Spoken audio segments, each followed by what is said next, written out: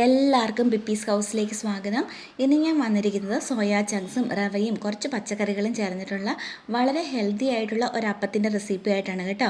ഇതിന് അരിയൊന്നും വേണ്ട കേട്ടോ.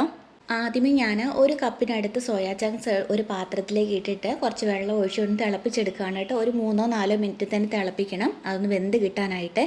അതിനുശേഷം ആ തിളപ്പിച്ച വെള്ളത്തിൽ നിന്ന് മാറ്റിയിട്ട് വേറൊരു പാത്രത്തിലേക്ക് ഇട്ട് കുറച്ച് തണുത്ത വെള്ളം ഒഴിച്ച് വെക്കണം, ഇതിൻ്റെ ചൂടൊന്ന് ആറി കിട്ടാനായിട്ട്. ചൂടൊന്നാറി കൈകൊണ്ട് പിടിക്കാനായി കഴിയുമ്പം ഇത് ഈ വെള്ളത്തിൽ നിന്ന് എടുത്ത് കൈകൊണ്ട് തന്നെ ഒന്ന് പിഴിഞ്ഞിട്ട് ഒരു മിക്സിയുടെ ജാറിലേക്ക് ഇട്ട് കൊടുക്കണം കേട്ടോ.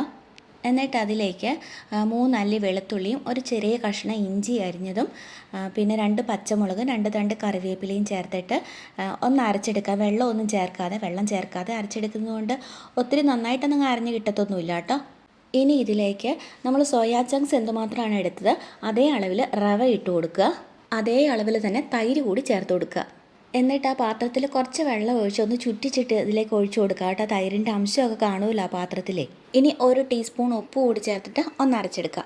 ഇതിൽ തൈരിൻ്റെ നനവ് മാത്രമല്ലേ ഉണ്ടായിരുന്നുള്ളൂ, അതുകൊണ്ട് ശരിക്കും അരഞ്ഞ് കിട്ടിയിട്ടില്ല. അതുകൊണ്ട് കുറച്ചുകൂടെ വെള്ളം ഒഴിച്ച് കൊടുത്തിട്ട് ഒന്നുകൂടെ ഇളക്കിയിട്ട് നല്ലപോലെ ഒന്ന് അരച്ചെടുക്കാനായിട്ട് നമ്മൾ ദോശ അപ്പമൊക്കെ ചുടുമ്പോൾ ഉള്ള ഒരു കൺസിസ്റ്റൻസി ഇല്ലേ, ആ ഒരു പരുവത്തിന് കിട്ടണം. അപ്പോൾ ഞാനങ്ങനെ ആ ഒരു പരുവത്തിൽ അരച്ചെടുത്തിട്ടുണ്ട്.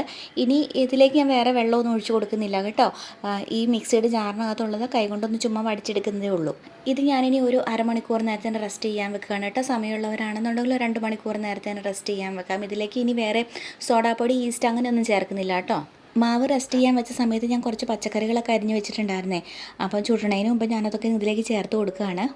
ഞാൻ ചേർക്കുന്നത് ഒരു സവോള പൊടിയായിട്ട് അരിഞ്ഞത്, പിന്നെ ഒരു ക്യാപ്സിക്കത്തിൻ്റെ കഷ്ണം പൊടിയായിട്ട് അരിഞ്ഞത്, വയലറ്റ് ക്യാബേജ് പൊടിയായിട്ട് അരിഞ്ഞത്, ഒരു ക്യാരറ്റ് ചീകി എടുത്തത്, ഇത്രയും ചേർത്ത് കൊടുത്തിട്ട് ഒരു പിടി എള്ള് കൂടി ചേർത്ത് കൊടുക്കുന്നുണ്ട് കേട്ടോ.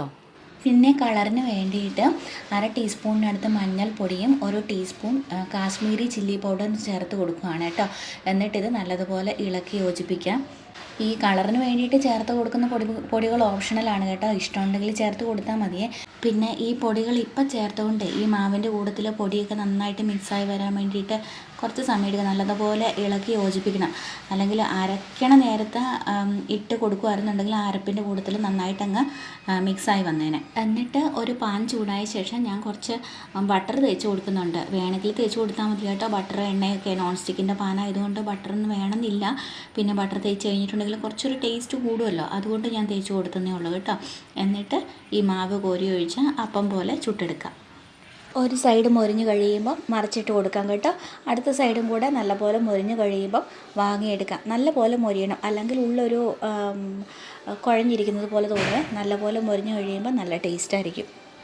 ചട്നിയോ അല്ലെങ്കിൽ നമ്മൾ അപ്പത്തിനൊക്കെ കൂട്ടി കഴിക്കാറുള്ള കറികളുണ്ടല്ലോ, ആ കറികളൊക്കെ കൂട്ടി കഴിക്കാൻ ഇത് നല്ല ടേസ്റ്റാണ് കേട്ടോ. പിന്നെ നല്ല ഹെൽത്തിയുമാണ്. അപ്പോൾ എല്ലാവരും ഇതുപോലെ ട്രൈ ചെയ്ത് നോക്കിക്കോളൂ.